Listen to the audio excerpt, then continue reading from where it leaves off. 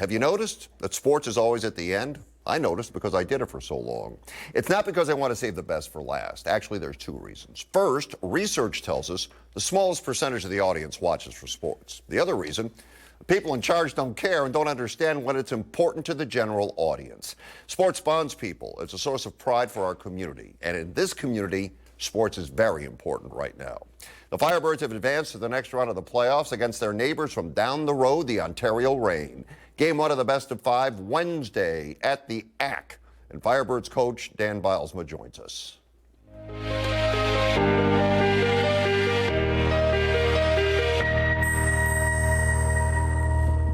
Dan, thanks for jumping on the program tonight. Appreciate it. Absolutely. Thanks for having me. Before we look forward, we're going to look back. You beat Calgary game one. It looked like you guys were skating in molasses, and they did a pretty good job of dominating. Was that simply a function of the fact that you had been off and had that layoff? I think so, a little bit. 12 days off. They already had started playoff hockey, played the mini-series against Tucson, and had their skating legs, had their feet wet. We're in the midst of playoff hockey. And, in Calgary, in the altitude a little bit, I think had something to do with it too. So as you so gracefully put, we were skating in molasses a little bit. And took us a little bit to get our feet moving, took us a little bit to get into playoff hockey. All right, so now we move forward. You took care of business in Calgary, you're back home, next round against Ontario. Is there any concern that you could get off to a slow start against the Reign, or because you have been playing, now you're back to full speed?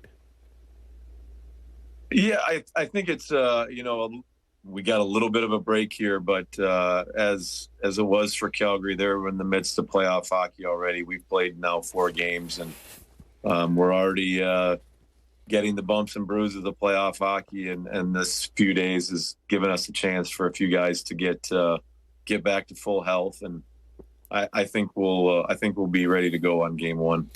As you look at Ontario, what do you see from a scouting, coaching perspective?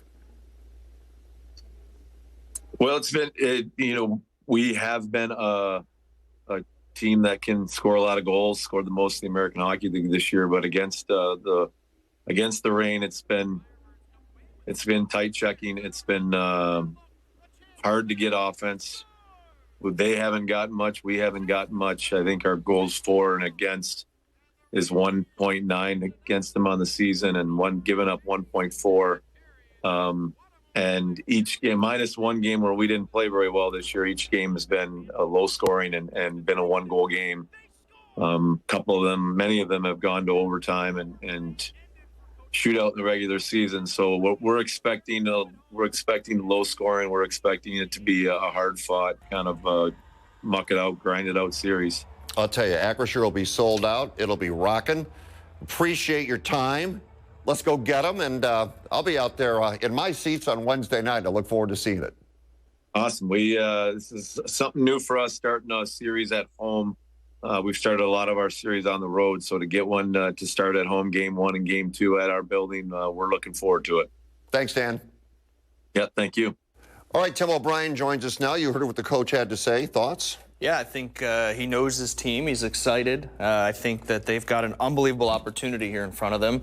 I'll wait to the end of this to give you my prediction, but I do know that starting at home is going to benefit this team, something they're not used to as coach there. Yeah, and that's great to know. He also pointed out that Ontario, those matches between the two of them this year have been physical. They have been muck-it-up hockey, and a few have gone into overtime. What will be the difference in this series? Picture what Calgary just did with their size, right? Just picture now speed and goal scorers for the Reign. That's going to be the difference. So if the defense can tighten up on the Firebirds, I think that will be...